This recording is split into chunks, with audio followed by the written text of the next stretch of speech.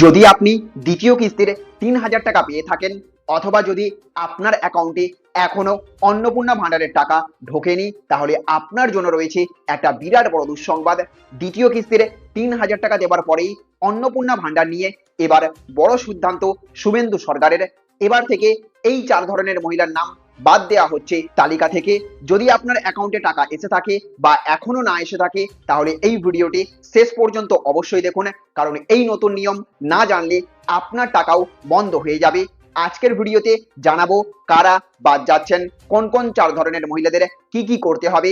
আর আপনারা দেখছেন take sharing online.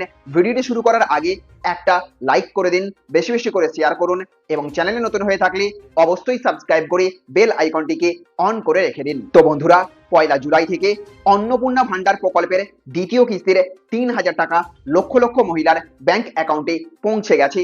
সরকারি তথ্য অনুযায়ী প্রায় ১,২০,০০,০০০-এরও বেশি মহিলা এই প্রকল্পের সুবিধা পাচ্ছেন। এর মধ্যে নতুন করে প্রায় ৫ লক্ষ আদিবাসী মহিলাও এই প্রকল্পের আওতায় এসেছেন। কিন্তু টাকা দেওয়ার পরেই এবার সরকার শুরু করেছে এক ভয়ঙ্কর পদক্ষেপ।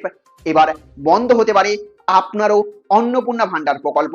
সরকারের স্পষ্ট জানিয়ে দিয়েছে যে অযোগ্য আবেদনকারীদের বাদ দিয়ে শুধুমাত্র যোগ্য মহিলাদেরই এই প্রকল্পের সুবিধা দেওয়া হবে। মুখ্যমন্ত্রী এটাও জানিয়েছেন যোগ্যতার ক্ষেত্রে কোনো রকম আপোষ করা হবে না।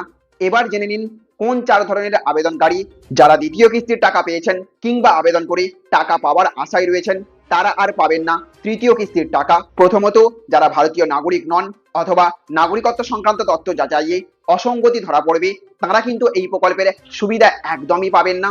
দ্বিতীয়ত, যারা ৩টি বা ৩টির বেশি বিবাহ করেছেন, তারা পাবেন না এই টাকা।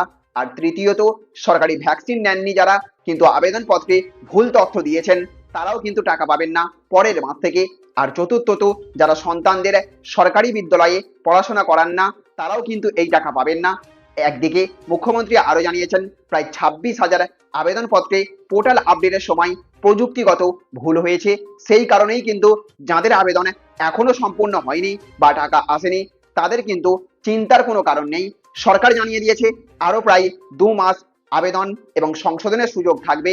অর্থাৎ যারা এখনো আবেদন করেননি অথবা আবেদনপত্রে কোনো ভুল রয়েছে যাদের, তারা নির্ধারিত সময়ের মধ্যে তা সংশোধন বা নতুন করে আবেদন করতে পারবেন।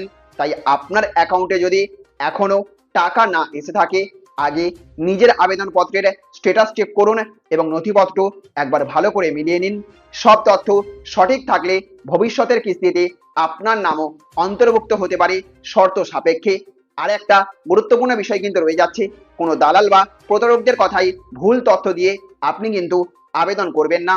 সরকার এখন প্রতিটি আবেদনে ডিজিটালভাবে যাচাই করছে। ভুল তথ্য ধরা পড়লে আবেদন বাতিল হবার পাশাপাশি ভবিষ্যতে প্রকল্পের সুবিধা পাওয়াও কঠিন হয়ে যেতে পারে। এমনকি আপনার বিরুদ্ধে আইনানুগ ব্যবস্থা নেওয়া হতে পারে, জরিমানাও করা হতে পারে। তাই সবসময় সঠিক তথ্য দেবেন এবং শুধুমাত্র সরকারি নির্দেশিকাকেই অনুসরণ করবেন। তো আপনার কি অন্নপূর্ণা ভান্ডারের ৩,০০০ টাকা এসেছে নাকি এখনো অপেক্ষা করছেন, কমেন্ট করে অবশ্যই জানাবেন।